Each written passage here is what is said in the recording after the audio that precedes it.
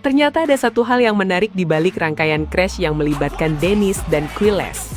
Jika melihat kembali kronologinya, insiden tersebut diduga tidak terjadi begitu saja, melainkan berkaitan dengan persaingan mendapatkan keuntungan dari teknik towing yang sebelumnya cukup sering digunakan Veda Ega Pratama. Seperti diketahui, Veda memiliki karakteristik yang cukup unik ketika memanfaatkan towing. Ia tidak selalu menunggu lawan di bagian lurus sejak jauh sebelum tikungan. Justru setelah keluar dari tikungan, Veda mampu menjaga momentum dengan sangat cepat dan kemudian memanfaatkan slipstream untuk mendapatkan keuntungan kecepatan di sektor berikutnya.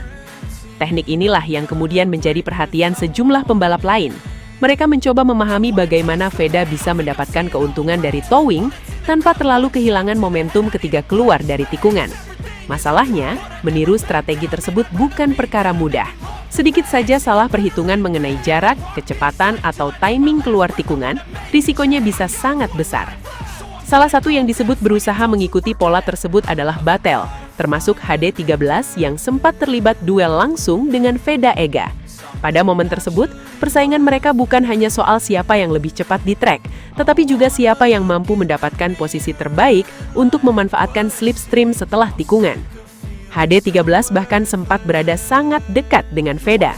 Keduanya terlihat saling mengejar dan mencoba mempertahankan racing line masing-masing. Veda berusaha menjaga kecepatan keluar tikungan, sementara HD13 mencoba tetap berada di belakangnya untuk mendapatkan efek towing. Disinilah persoalannya mulai menjadi rumit.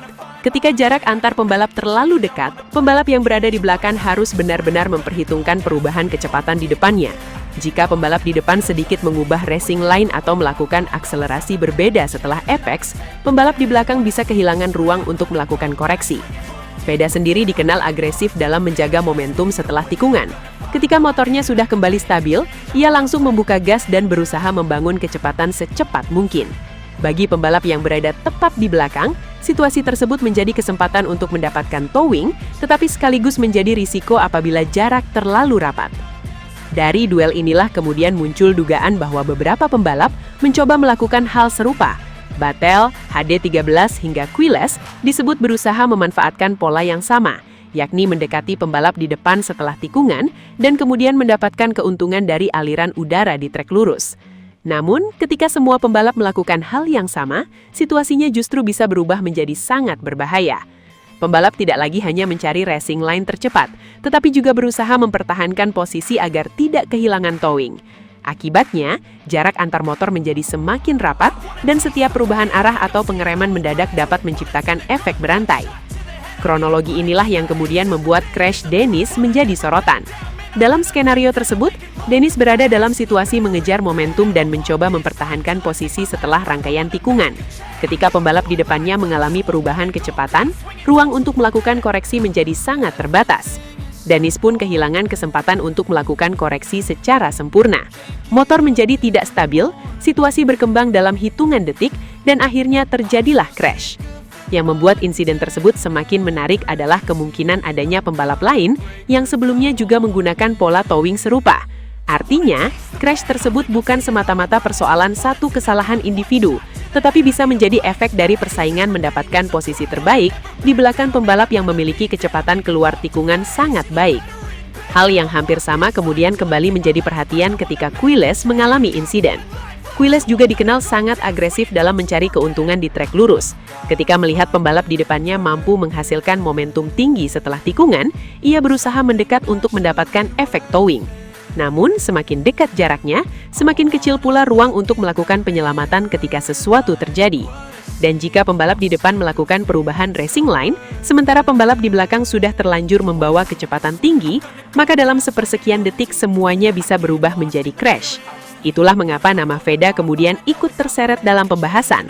Bukan karena Veda secara langsung menyebabkan crash tersebut, tetapi karena teknik dan gaya memanfaatkan towing yang ia gunakan menjadi sesuatu yang coba dipelajari dan ditiru oleh pembalap lain. Bahkan duel langsung Veda dengan HD13 menjadi salah satu bagian paling menarik. HD13 terlihat berusaha terus menempel Veda, mencari celah, sekaligus mempertahankan jarak agar tidak kehilangan keuntungan slipstream. Veda sendiri tidak memberikan ruang dengan mudah. Ia tetap mempertahankan kecepatannya dan berusaha keluar dari tikungan dengan racing line yang optimal. Duel seperti ini menunjukkan betapa tipisnya perbedaan antara strategi yang cerdas dan risiko yang sangat besar di Moto3. Towing memang bisa memberikan keuntungan kecepatan, tetapi jika terlalu fokus mengejar pembalap di depan, pembalap justru bisa kehilangan kendali terhadap situasi di sekelilingnya. Jadi, apabila dugaan ini benar-benar menjadi bagian dari investigasi, maka menarik untuk melihat apakah crash Dennis dan Quiles memang memiliki keterkaitan dengan perebutan towing atau sebenarnya terjadi karena faktor lain yang sama sekali berbeda. Satu hal yang jelas, gaya Veda Ega Pratama begitu sulit ditiru adalah bukan sekedar kecepatannya. Banyak pembalap bisa mencoba mengikuti racing line, mencari towing, atau meniru cara Veda keluar dari tikungan. Tetapi persoalannya adalah mereka belum tentu memiliki kemampuan membaca situasi secepat Veda.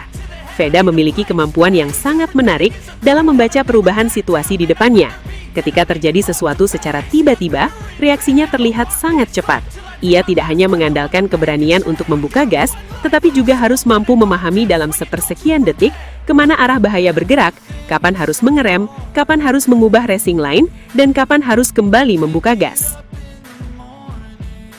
Inilah yang membuat kemampuan Veda dalam menghindari situasi berbahaya terasa berbeda. Bayangkan ketika beberapa motor berada dalam jarak yang sangat dekat. Satu pembalap mengalami masalah, motor bergeser ke racing line, sementara pembalap lain masih membawa kecepatan tinggi. Dalam kondisi seperti itu, tidak ada waktu untuk berpikir panjang. Pembalap harus mengambil keputusan secara spontan. Veda terlihat memiliki kemampuan untuk melakukan hal tersebut dengan sangat cepat.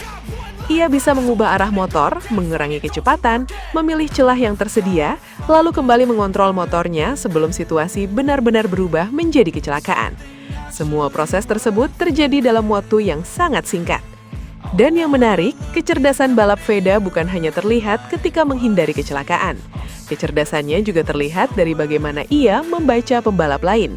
Ketika berada di belakang pembalap tertentu, Veda tidak sekedar melihat motor yang ada di depannya. Ia harus membaca bagaimana pembalap tersebut melakukan pengereman, seberapa cepat motor itu keluar dari tikungan, apakah pembalap tersebut akan mempertahankan racing line atau bergerak ke sisi lain, serta kapan momentum terbaik untuk melakukan serangan. Itulah mengapa Veda terlihat sangat agresif pada satu momen, tetapi kemudian tiba-tiba lebih berhati-hati pada momen berikutnya. Keputusan seperti itu bukan berarti Veda kehilangan keberanian. Justru sebaliknya, pembalap yang benar-benar memahami balapan tahu bahwa tidak setiap kesempatan harus langsung diambil. Veda harus menghitung resiko.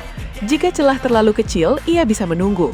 Jika lawan melakukan kesalahan, ia langsung memanfaatkan. Jika kondisi terlalu berbahaya, ia bisa mengurangi resiko dan mencari kesempatan berikutnya. Kemampuan membaca situasi seperti inilah yang membuat seorang pembalap tidak hanya cepat, tetapi juga pintar. Dan dalam konteks towing, kemampuan tersebut menjadi semakin penting. Towing bukan sekedar menempel pada pembalap di depan.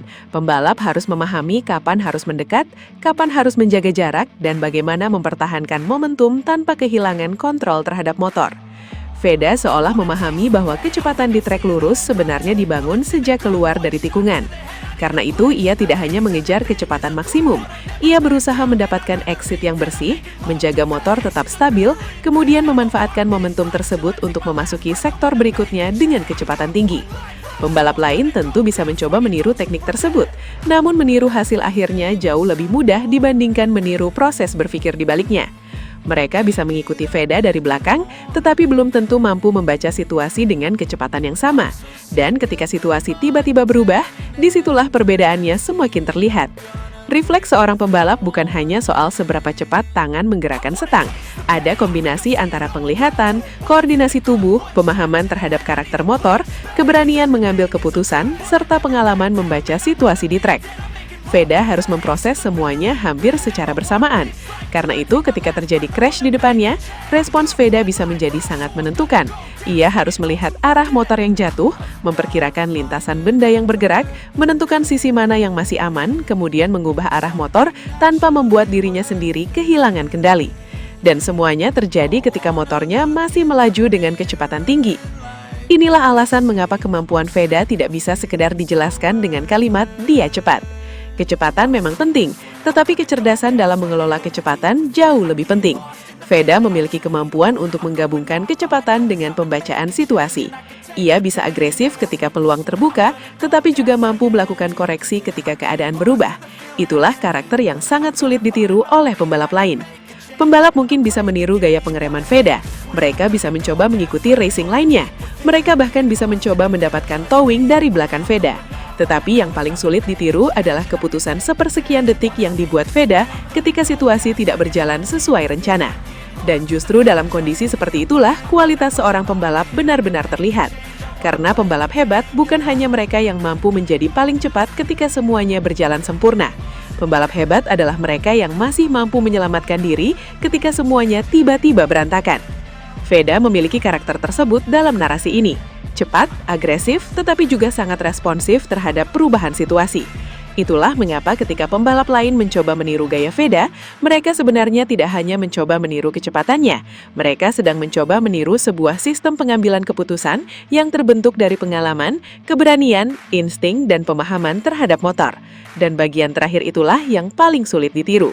Sebab kecepatan bisa dilatih, teknik bisa dipelajari, racing line bisa dianalisis. Tetapi kemampuan untuk melihat bahaya datang, memahami apa yang akan terjadi, lalu mengambil keputusan yang tepat dalam sepersekian detik adalah sesuatu yang membuat Veda terlihat sangat berbeda di atas motor.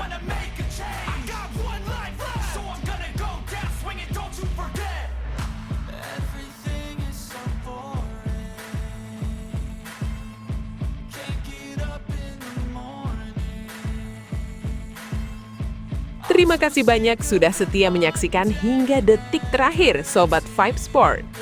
Dukungan kalian adalah energi terbesar bagi kami untuk terus menghadirkan berita olahraga yang bukan hanya cepat dan akurat, tetapi juga penuh makna, inspirasi, dan cerita-cerita luar biasa dari para atlet dunia. Di Vibe Sport, kami percaya bahwa olahraga bukan sekedar pertandingan, tapi juga tentang perjuangan, kerja keras, dan semangat pantang menyerah yang bisa memotivasi kita semua. Karena itu, kami akan terus berkomitmen menyajikan konten terbaik untuk kalian. Jangan lupa untuk tekan tombol like, tuliskan komentar kalian, dan bagikan video ini ke teman-teman kalian agar semakin banyak Sobat Vibe Sport yang terinspirasi dari dunia olahraga. Dan tentunya, subscribe channel Vibe Sports sekarang juga supaya kalian tidak ketinggalan update terbaru, momen epik, hingga kisah-kisah luar biasa dari berbagai cabang olahraga. Akhir kata, tetap jaga semangat, junjung tinggi sportivitas, dan terus dukung olahraga dimanapun kalian berada. Sampai jumpa di video berikutnya Sobat Vibe Sport. Karena setiap detik di dunia olahraga selalu punya cerita untuk kita rayakan bersama.